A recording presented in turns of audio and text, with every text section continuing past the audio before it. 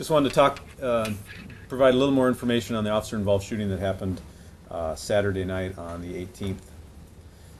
7:51 officers responded to 2320 West MacArthur on a call where they were told that a 25-year-old male had pointed a gun and threatened to kill a female and himself. When officers arrived, they located the female victim, outside of the residence and began speaking with her. She told them that the suspect inside the home was armed with a gun, threatened to shoot her, and had held her against her will for a time.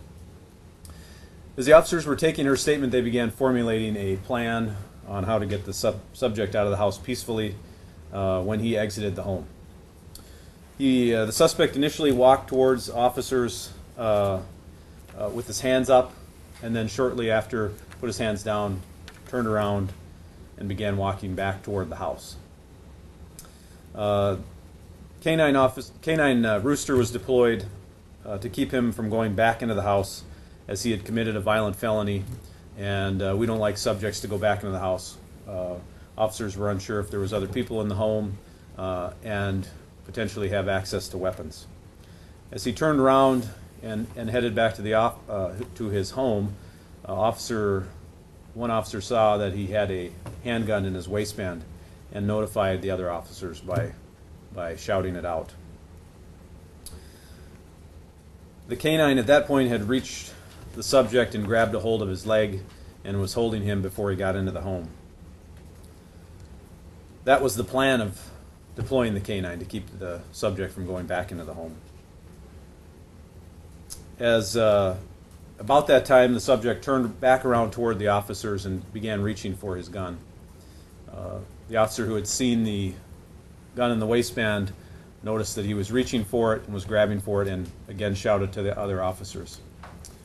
About that same time, the officer who saw him reaching for the gun as he turned around fired, as did the suspect. That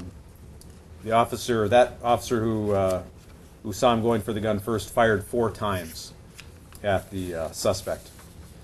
That officer is a 11-year veteran.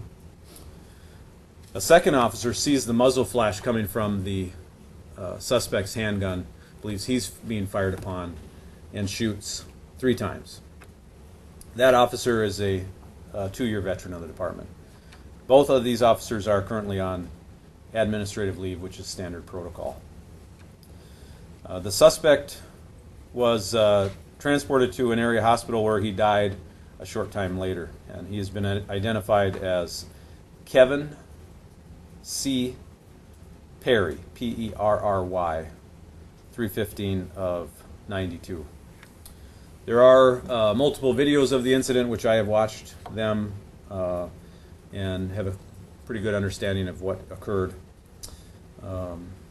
Wanted to talk a little bit about the K-9s and their vests and what happened here. Obviously, this is the first K-9 in the organization's history to die in the line of duty. A lot of questions have been coming up on the vest, particularly since Rooster was highlighted here a couple of years ago wearing a vest that was donated. These vests are hot and heavy. Now the K-9 officers train in them and get the dogs used to them, but the reality is that just like we don't really like to wear the vests, the dogs don't either, and the dogs begin to chew on them and after a time, and we just don't keep them on them at all times. And this incident unfolded so rapidly, there just wasn't an opportunity for the officer to put the vest on the dog. Rooster was shot in the shoulder and neck area and died very quickly after being shot. Now, we believe that the suspect shot the dog. We can't say for certainty until the necropsy and further review of evidence, but based on the video that we see and some evidence at the scene, preliminarily it appears that he was shot by the suspect.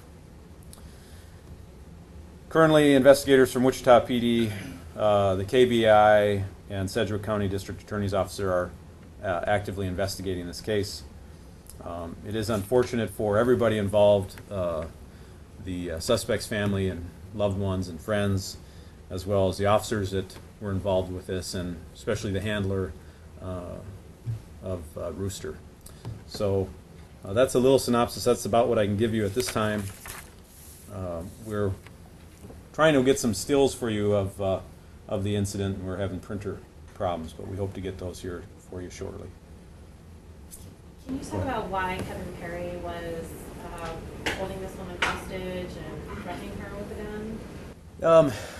We're in some type of a relationship, and a dispute over some issues with, I believe it was some money or money owed or an item.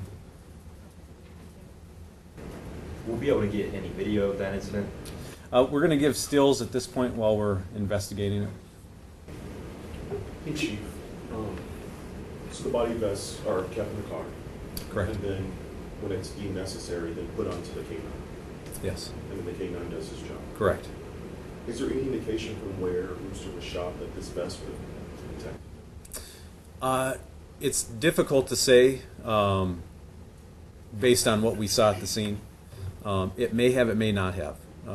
I haven't seen a picture of exactly where it was, but I guess probably after that necropsy we'll know better where it exactly happened, and if not, it would have saved him. But the reality is that there just wasn't time to put that on. You know, this handler deeply loves this dog, as do all of our handlers. You know, they become part of their family. So, you know, I'm sure if there was anything he could have done to prevent the dog's death. But the dog did exactly what he was supposed to do. When he was sent, the handler did not know that the subject was armed at the time.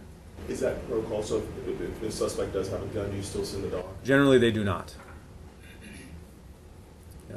They train not to send a dog when someone has a gun. There is always circumstances where that may happen, but generally the rule of thumb is that they do not send a dog on an armed suspect unless there's other factors involved. All right? Chief? Yeah. I apologize. No problem. The weapons that you introduced a few weeks ago, Mm-hmm. could something like that have been used? I don't know how, at that time when he came out with his hands up. So remember what I talked about. They were formulating their plan on how they were going to address this to get him out peacefully and take him into custody. These things unfold so rapidly, and this one particularly, that it just doesn't appear that that was an option, right? And these are the tough positions that our officers are put in all the time, making split-second decisions.